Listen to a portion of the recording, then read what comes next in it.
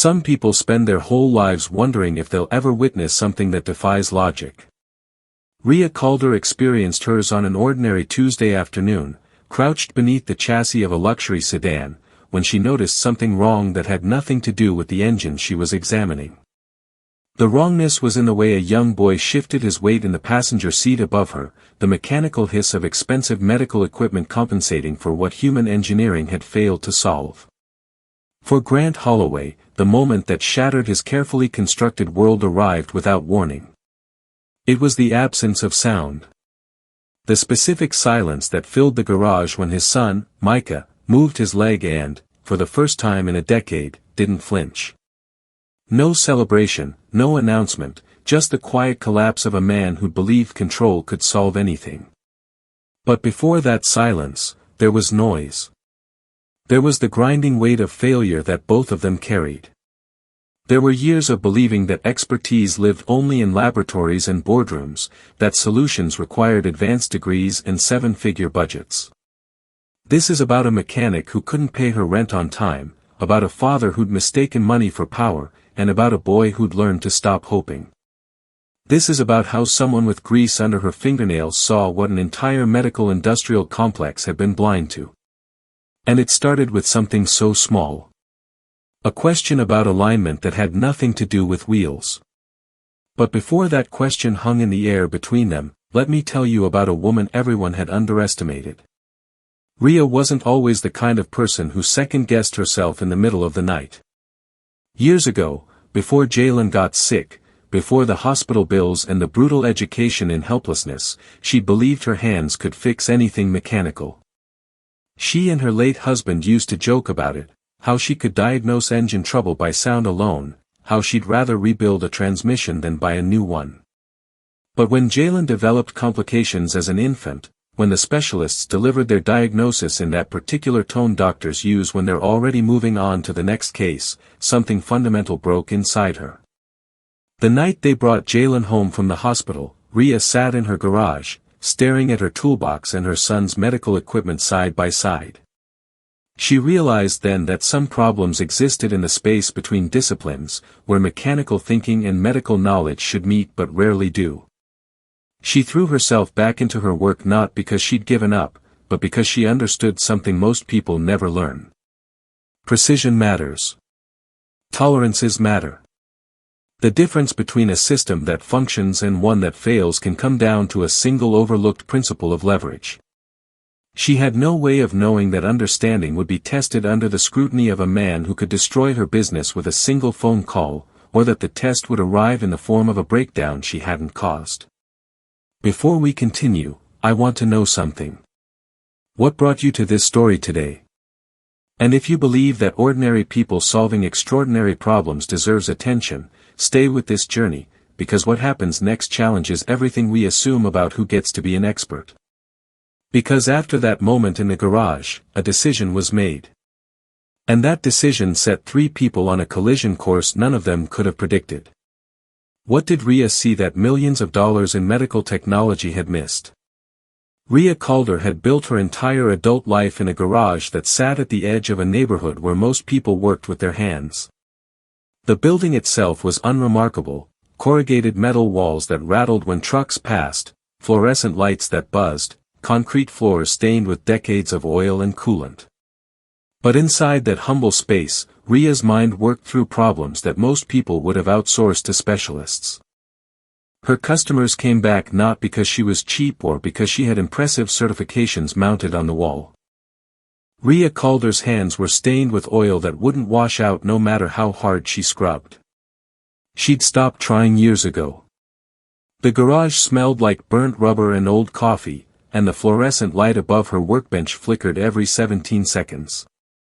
She'd counted once, during a night when sleep felt impossible and numbers felt safer than memories.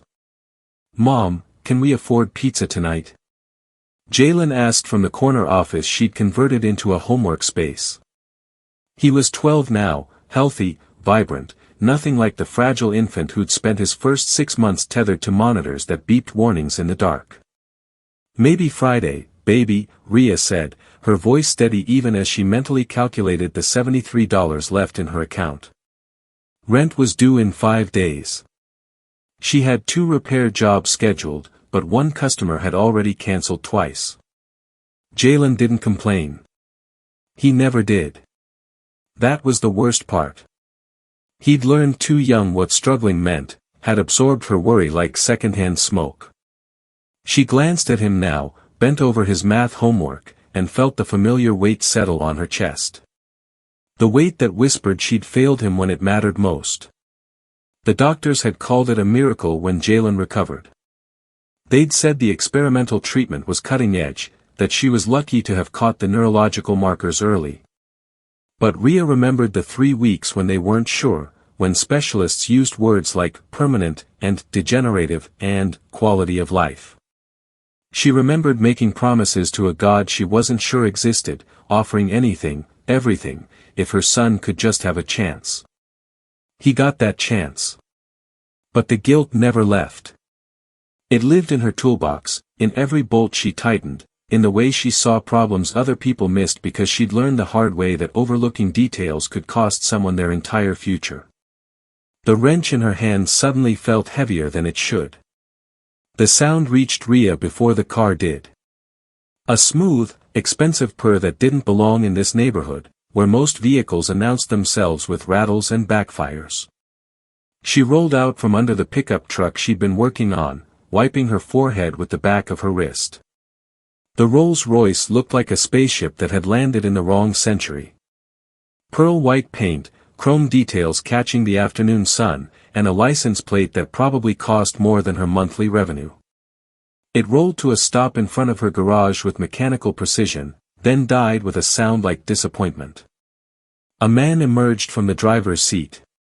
Tailored suit, watch that could pay her rent for a year, expression carved from ice. He didn't look at Rhea so much as assess whether she was capable of being useful. "I need this fixed immediately," he said, no greeting, no introduction. "The dealership is 40 minutes away. I was told you're competent." Rhea stood slowly, aware of the oil on her coveralls, the worn leather of her work boots. "I can take a look." "What's the—" "The passenger door," he interrupted, moving to open it. "My son."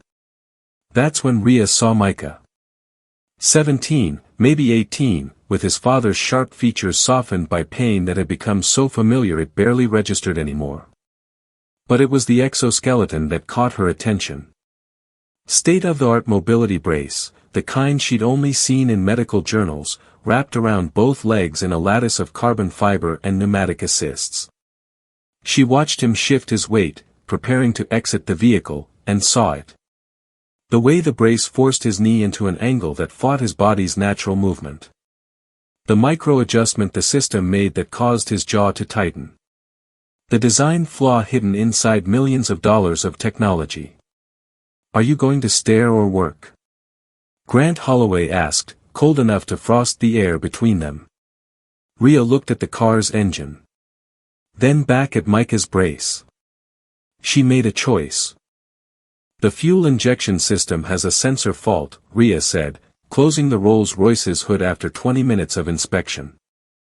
"I can order the part, have it installed by tomorrow afternoon." Grant checked his watch with the impatience of someone who measured time in opportunity costs. "Fine. Bill my assistant." He handed her a business card without looking at her. "Mr. Holloway," Rhea said carefully, "I noticed something about your son's brace." The temperature in the garage seemed to drop 10 degrees. Grant's attention snapped to her with surgical precision. "Excuse me?" "The exoskeleton. The way it's calibrated. There's a mechanical issue with the torque distribution at the knee joint. It's forcing a compensation pattern that—" "You're a mechanic." His voice could have cut steel. "My son is under the care of Dr. Nolan Pierce, the leading rehabilitation specialist in the country. The brace was designed by a team of biomedical engineers with more degrees than you have tools in this garage." Rhea felt heat rise to her face, but she held her ground. "I understand that. But I'm telling you, the leverage point is wrong. It's creating resistance where there should be assist. If you just adjusted the... Enough. Grant moved between Rhea and Micah with the finality of a closing door. You fix cars. Stay in your lane. I'll pick up the vehicle tomorrow. He guided Micah back into the passenger seat with a gentleness that contradicted his tone, and Rhea saw something flicker across the boy's face. Hope, maybe. Or just exhaustion from hearing another person claim they could help. As the Rolls-Royce disappeared into the afternoon traffic, called away by Grant's assistant in another vehicle, Rhea stood in her garage, staring at her oil-stained hands. She'd seen the problem clearly. A simple mechanical principle. The kind of thing that became invisible when you looked at it through the lens of advanced medicine instead of basic physics. The kind of thing that could change everything if someone was brave enough to prove it. Or stupid enough to try. Rhea waited until Jalen was asleep before she pulled out her old engineering textbooks. The ones from the 2 years of community college she'd managed before life got complicated. Before medical bills and single motherhood had turned dreams into luxuries she couldn't afford. She spread the books across her workbench next to sketches she'd made from memory of Micah's brace. The design was elegant, sophisticated, exactly the kind of solution that came from people who understood neurology and biomechanics but had maybe never rebuilt a transmission or understood how force traveled through joined metal. The flaw was in the fulcrum point. The brace was trying to do too much of the work, compensating with power instead of positioning. It was like using a sledgehammer when you needed a lever.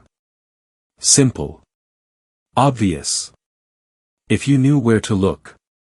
Her phone buzzed. A text from her landlord. Rent reminder. No extensions this month. Rhea closed her eyes and saw Jalen as he'd been at 6 months old. So small in that hospital bed, wires and monitors making him look even more fragile. She remembered the specialist who'd explained the treatment plan, using words she had to Google later. She remembered feeling utterly helpless, knowing her hands that could fix anything mechanical were useless against biology. She'd promised herself then that if Jalen survived, she'd never ignore her instincts again.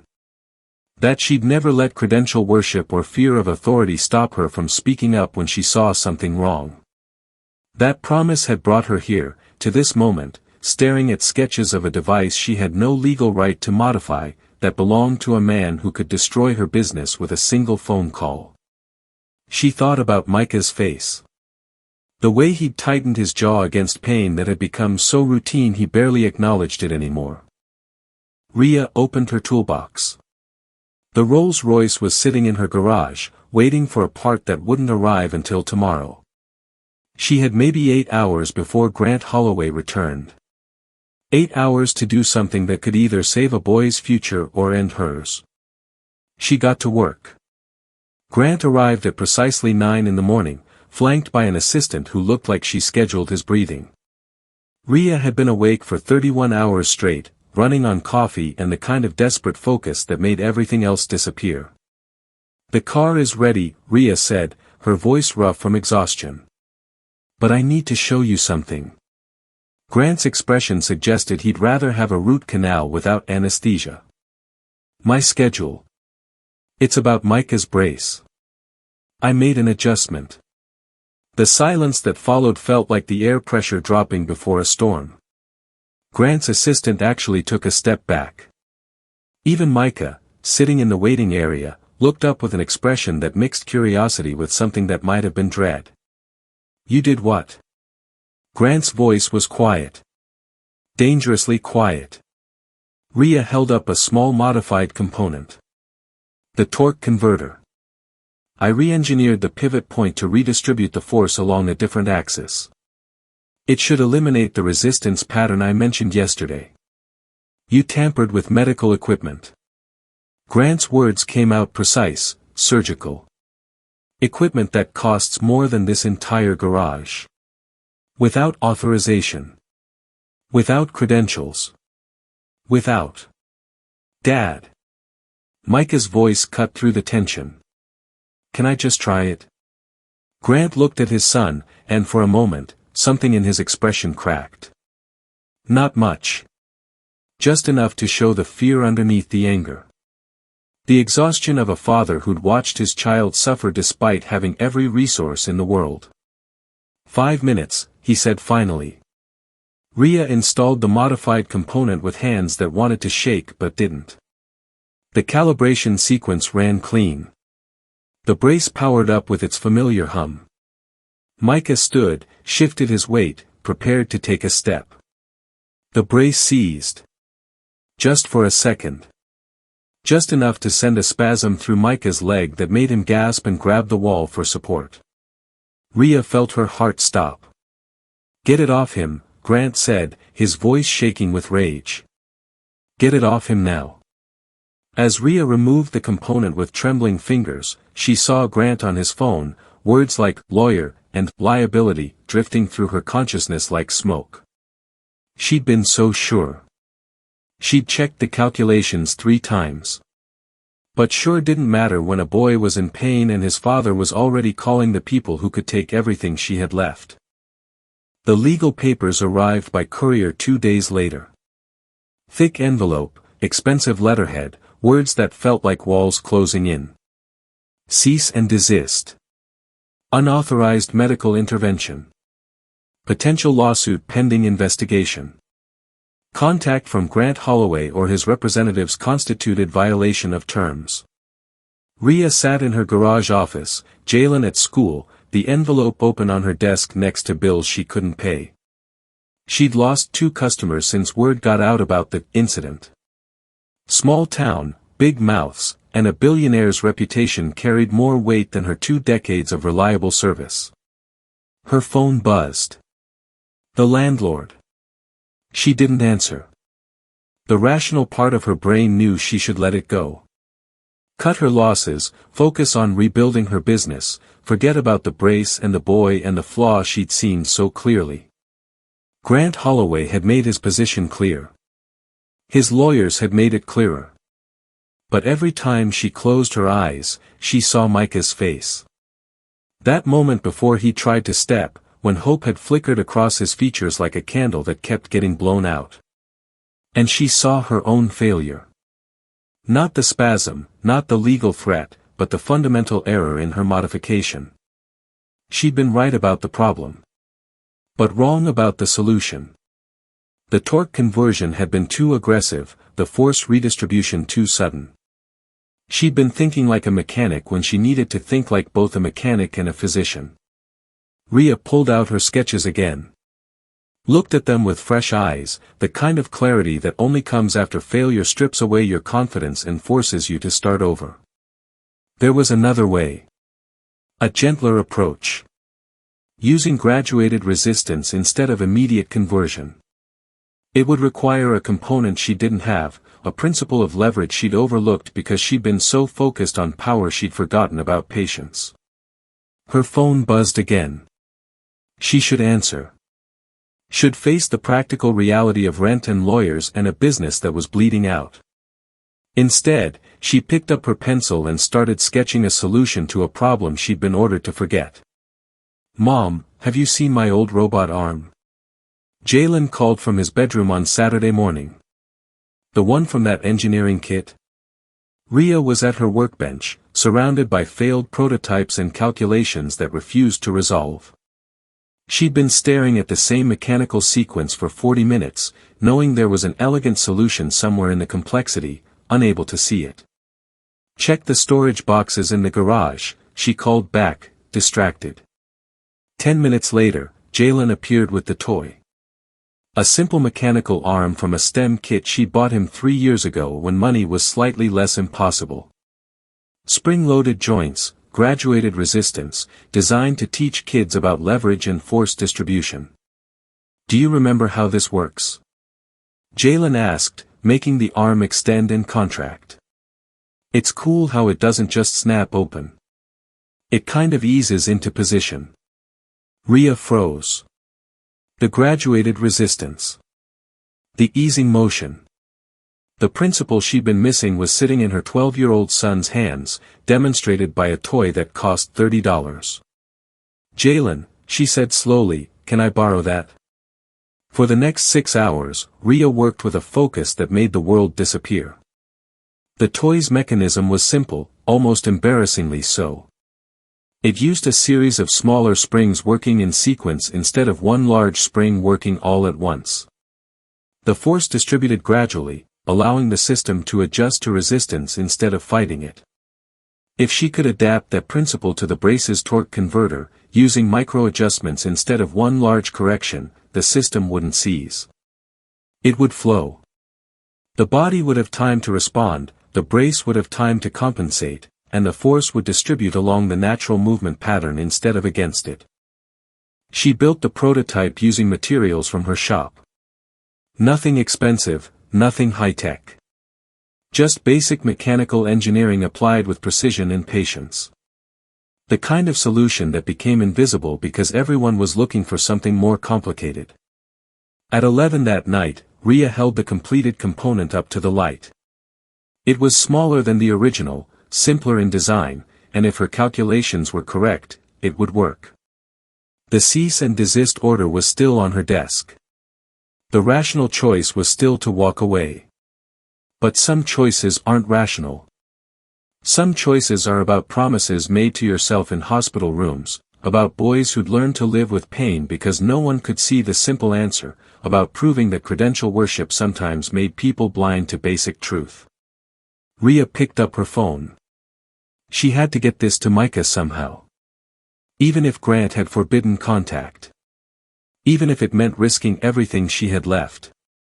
Some things were worth the risk. Sometimes, when you're deep into a story like this, you wonder if it matters. If sharing these moments of ordinary people doing extraordinary things makes a difference in a world that moves so fast. I think it does. I think these are the stories we need to remember, that solutions don't always come from expected places, that courage doesn't require credentials. If you're feeling that too, if you want to see how this journey ends, stay with us. Because what happens next will either validate everything Rhea risked or destroy the last bit of faith she has left. Rhea didn't call Grant. She called the assistant whose number had been on the business card, explained in 30 seconds what she'd discovered, and asked for one chance. Just one. The assistant said no. Then said she'd ask. Then called back 3 hours later with an address and a time. The demonstration happened in Grant's private garage, a space that made Rhea's shop look like a child's playhouse. Grant stood with his arms crossed, flanked by Dr. Nolan Pierce and a woman in an expensive suit who had litigation written in her posture. Micah sat in a chair, his expression carefully neutral, like someone who'd been disappointed too many times to hope anymore. "You have 5 minutes, Grant said. Then you're officially served and we're done." Rhea's hands didn't shake as she approached Micah. She'd been awake for 22 hours, had spent her last $40 on materials, and was about to stake everything on a principle inspired by a child's toy. "This is going to feel different," she told Micah softly. "Not sudden. Gradual. Your body will have time to adjust." She installed the component while Dr. Pierce watched with obvious skepticism and Grant's lawyer documented every movement. The calibration sequence ran. The brace powered up. Micah stood. He shifted his weight, testing, expecting the familiar resistance. It wasn't there.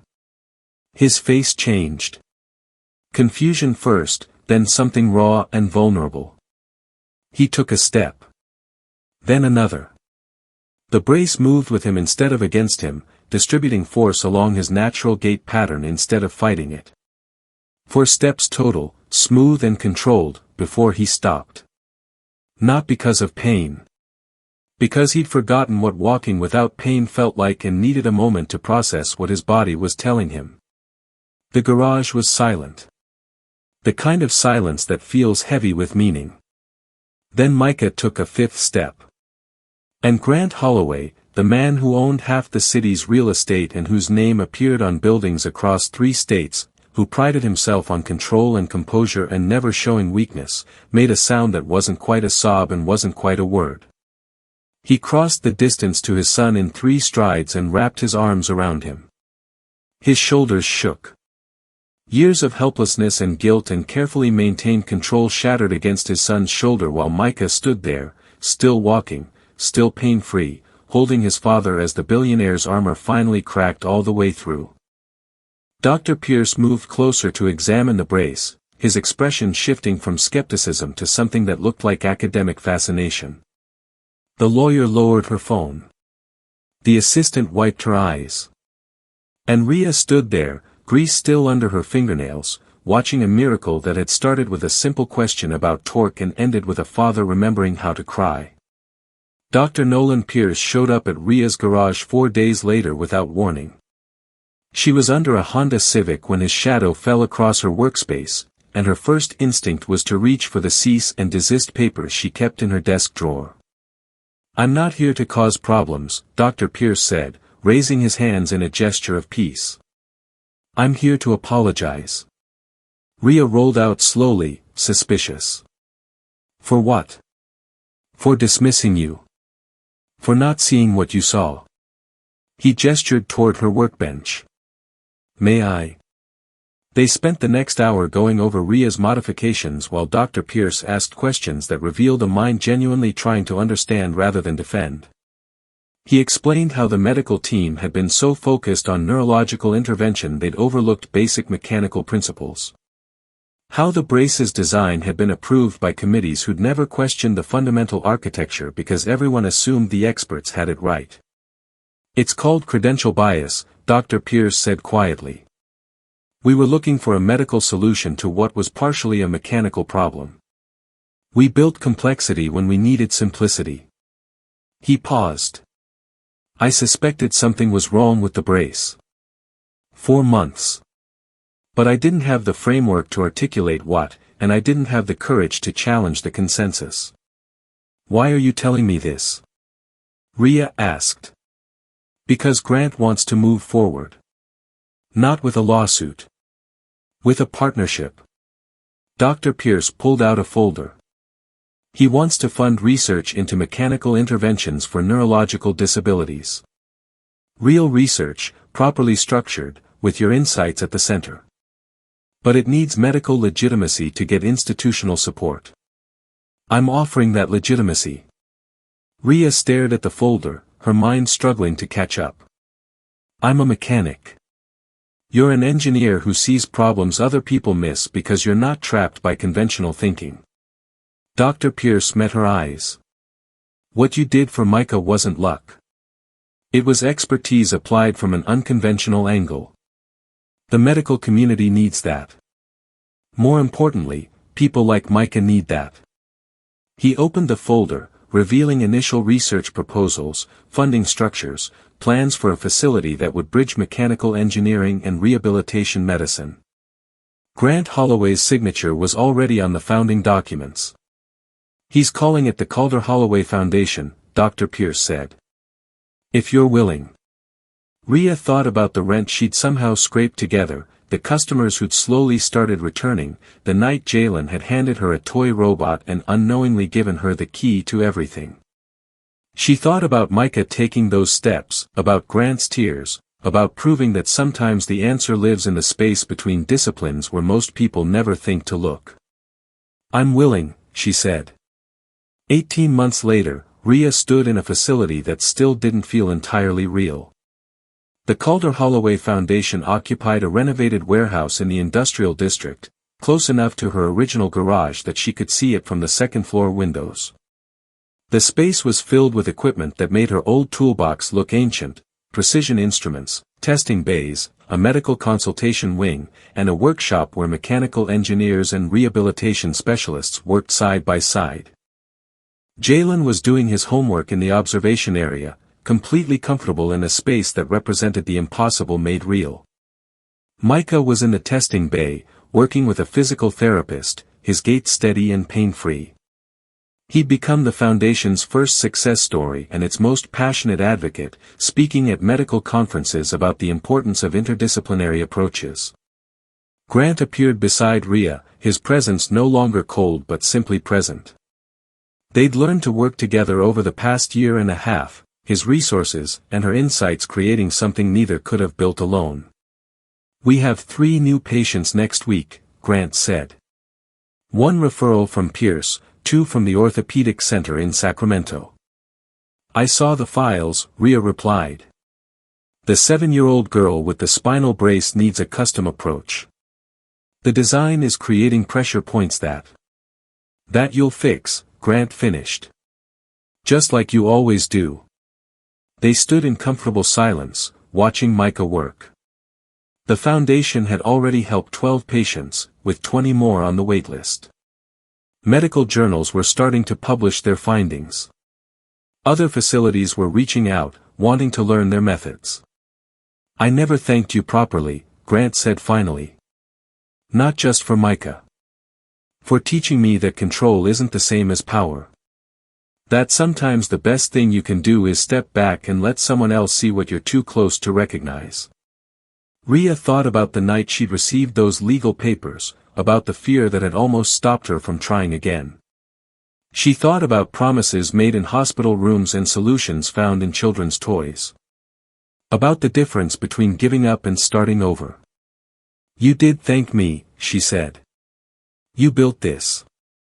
Gave me a chance to do for other people what I wished someone could have done for Jalen. Through the window, she could see her old garage, still operating, now managed by a colleague. She'd kept it running because she believed in remembering where solutions came from, in staying connected to the practical reality of grease and tools and problems that needed solving. The foundation was her legacy. But the garage was her reminder. That expertise doesn't always announce itself with credentials. That seeing clearly sometimes means looking from an angle no one else has considered. That ordinary people solving extraordinary problems isn't the exception. It's how the world actually changes. One overlooked mechanical principle at a time. Before we close this chapter, and if you've made it this far, you've traveled the entire journey with Rhea, with Grant, with Micah, I want to say something. Stories like this exist because people like you take the time to witness them. They exist because someone believes that kindness, courage, and unconventional thinking deserve to be shared and remembered. If this story meant something to you, if you believe these moments matter, consider sharing it. Subscribe to see more journeys like this one. Because the world needs reminders that solutions don't always come from expected places, and that sometimes, the hands that hold the answer are covered in grease and doubt, but reach out anyway.